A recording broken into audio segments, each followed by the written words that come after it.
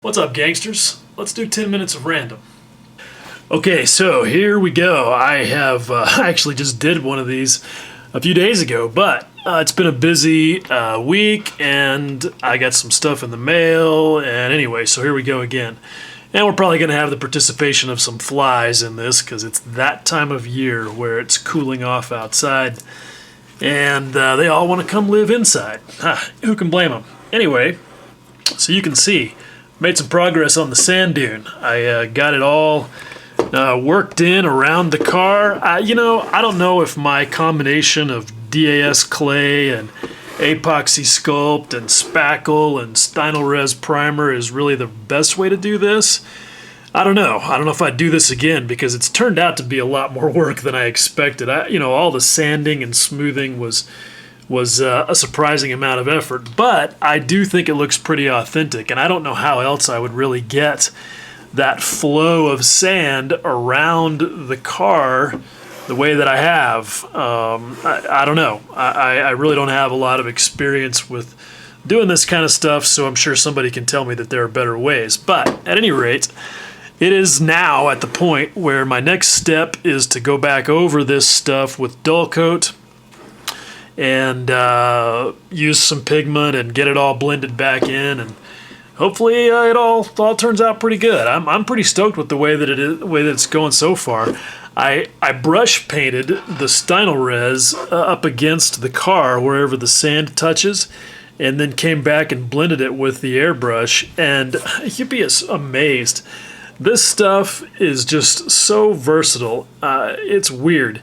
Even at 30 psi with my air cannon of a 0.5 millimeter Iwata HPTH, I can spray a spot that's like a millimeter wide, and that's been pretty helpful here because I honestly did not do any masking as I was spraying around and blending in the brush painted areas.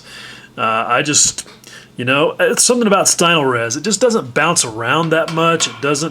It goes in exactly the direction that you point it, and so I didn't get any overspray on the car as far as I can tell. So anyway, that was good. So enough about that. I've got some other stuff that has come in the mail that is pretty dope and worth a look if I can get to it.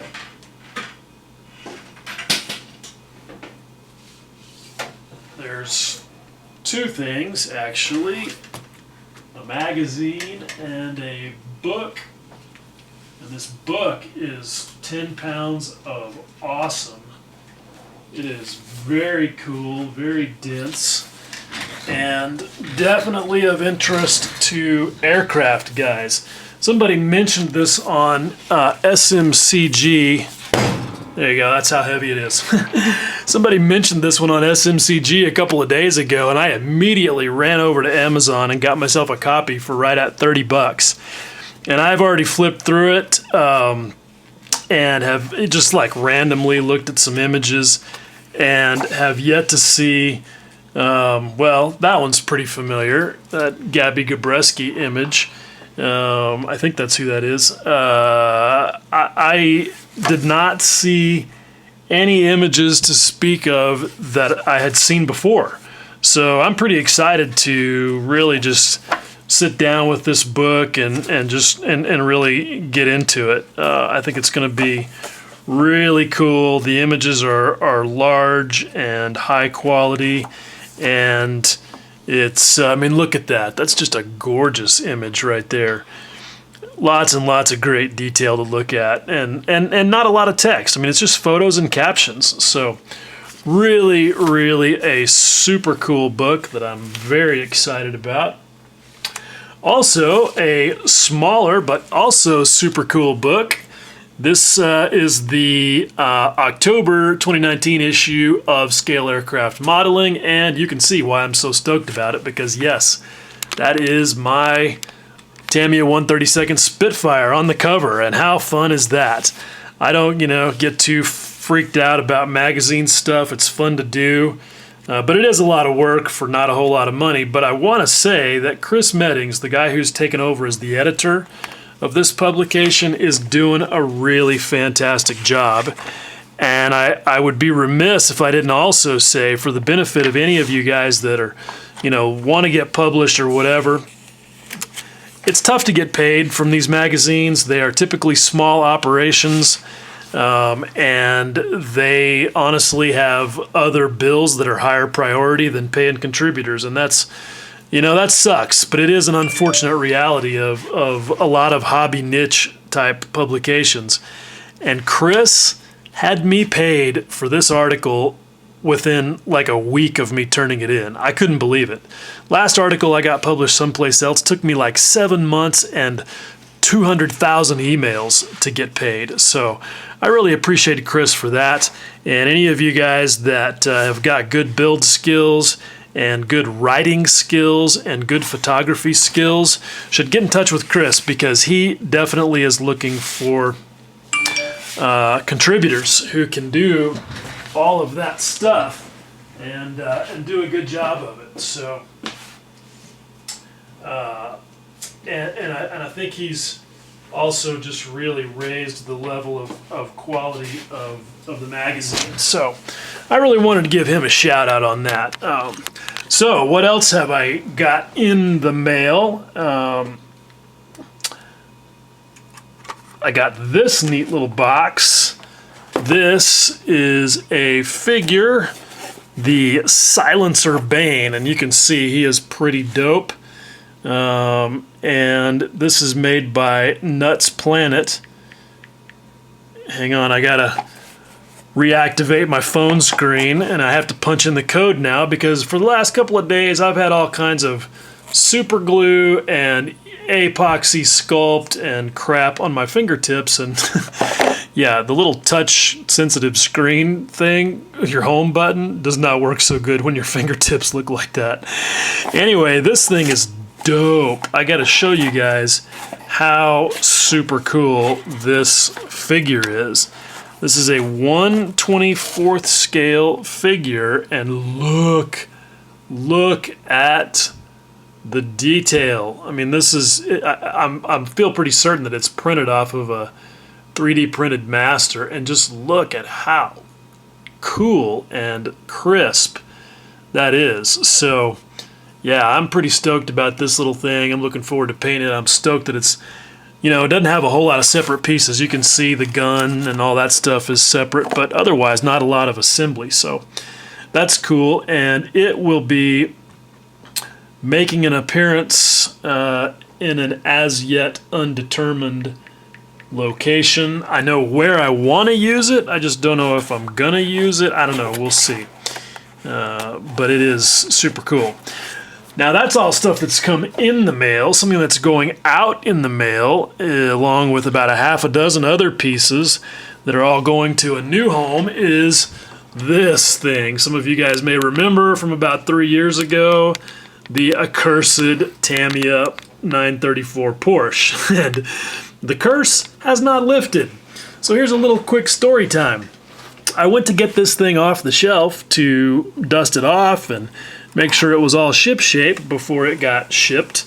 And I don't know if you guys remember, but I had an unrecoverable paint goober. I can't remember the exact circumstances, but it was on this door right here.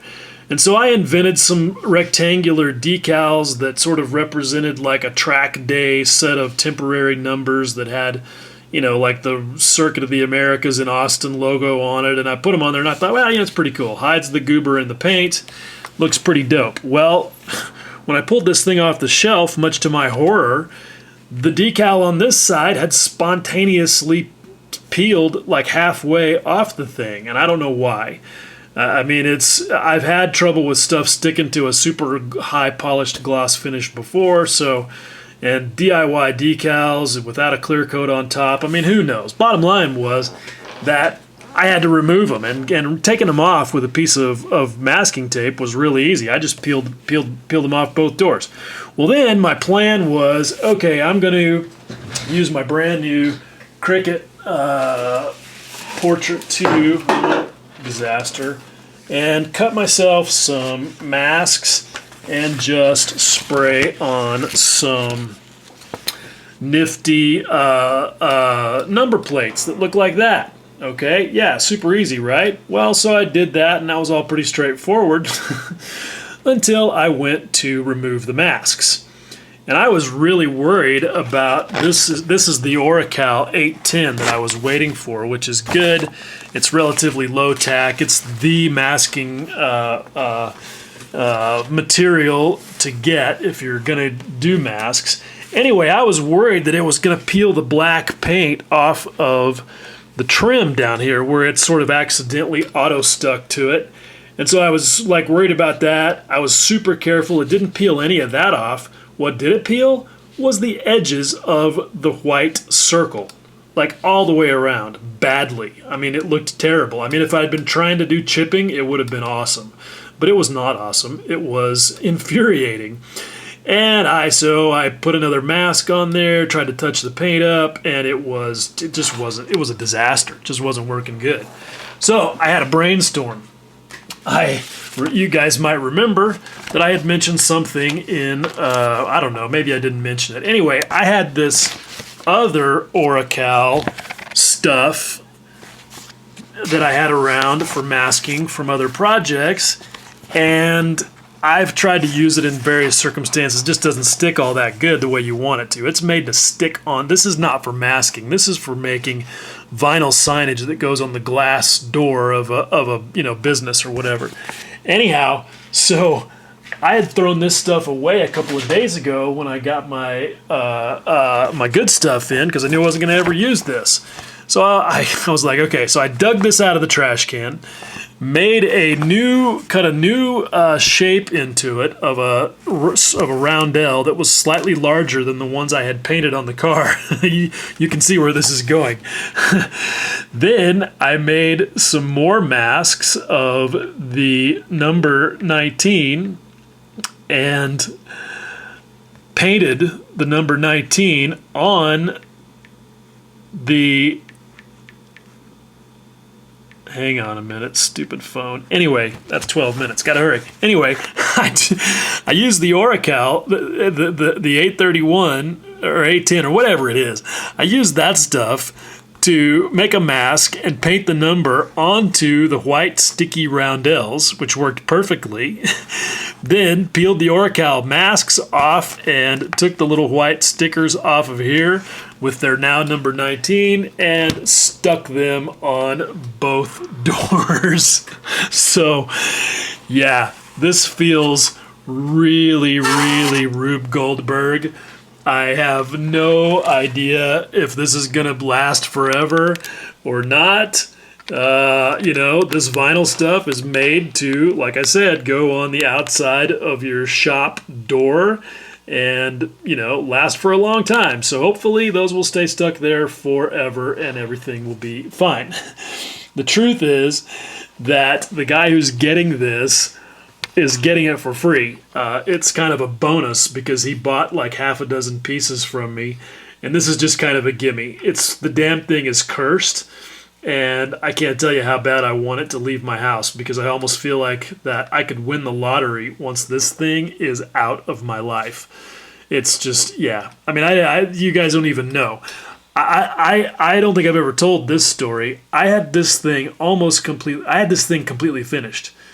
It was sitting on my workbench, completely done, like I had finished that day, and it was December of, it was 2016, I believe, and I was breathing a sigh of relief because I had had a lot of trouble with the thing, and it was finally done, and I was on the other end of the house, sitting down watching football, and we had family here for Christmas. And I'm just sitting there chilling, minding my own business, feeling all relaxed because this damn thing was done. And one of my nephews walks in and he's got his hands held out like this. And I look because I'm confused and I can see that this thing is in his hands. And I'm like, what? I don't how your brain goes like short circuits in a situation like that. And then it registered on me that none of the wheels were still attached to it because his 3-year-old daughter had come and seen the shiny red car sitting on Great Uncle Will's workbench, picked it up and gone vroom, vroom, vroom around on the floor with it and broken all the wheels off. So, yeah, I mean, you see what I mean. This thing was just super cursed, and all I care about now is that it is going away. So anyway, there's a little bit of story time, and that is now a random 15 minutes. So bye.